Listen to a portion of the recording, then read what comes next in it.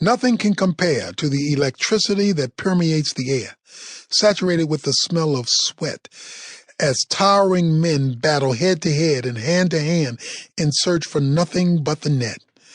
As the longest-acting chaplain for an NBA team, having served the NBA Dallas Mavericks for over 3 decades, I've become acutely familiar with the feel and smell of this atmosphere as if it were a part of me. It is both rousing and disarming at the same time. I love it. You can't help but recognize it as soon as you enter the arena. The air hangs thick with anticipation and hunger, consuming anyone who walks into the presence of the players and coaching staff. To say that passion dominates the mood would be an understatement. It is more like a pure ache for greatness.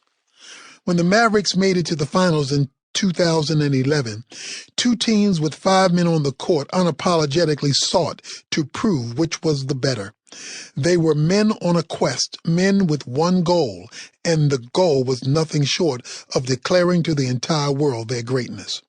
While women fantasize about relationships, men fantasize about greatness.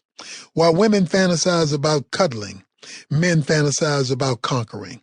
As men, we want to do something. We crave significance, influence, and impact. This desire for greatness shows up in the sports we play, the wilds we roam, or the movies we watch. A woman might enjoy a chick flick with a nice, soft, romantic storyline, but men, most at least, want war.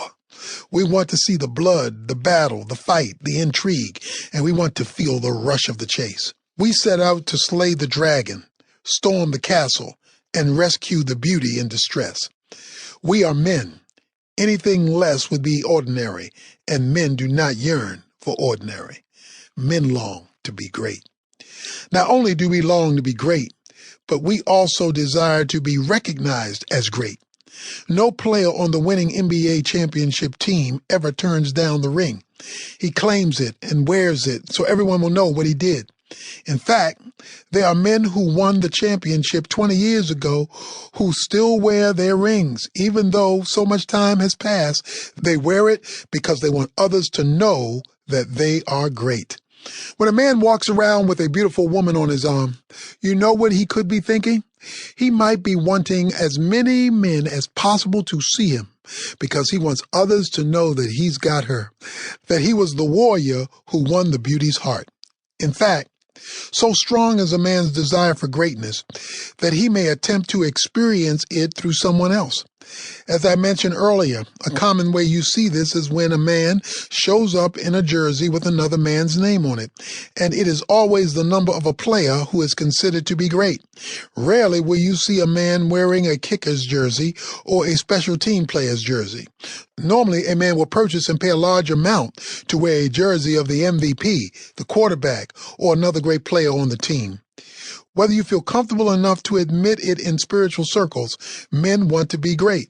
I'll admit it. I don't mind. I want to be great. And if you were brutally honest, I would bet that you also want to be great. And what may surprise you, and what I would like to suggest, far from what we often hear in the biblical teaching on servanthood and humility, is that God wants you to be great as well. Not only does God want you to be great in his kingdom, but he also designed you for it. Greatness is maximizing your potential for the glory of God and the good of others.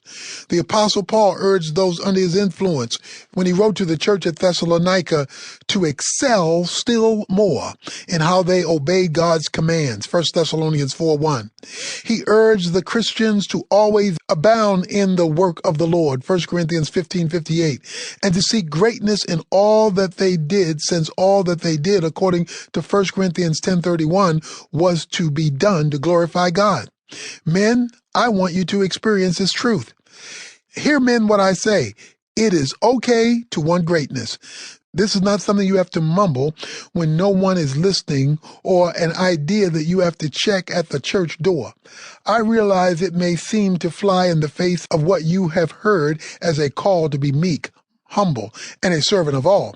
But authentic greatness never negates any of those characteristics. In fact, authentic greatness includes the true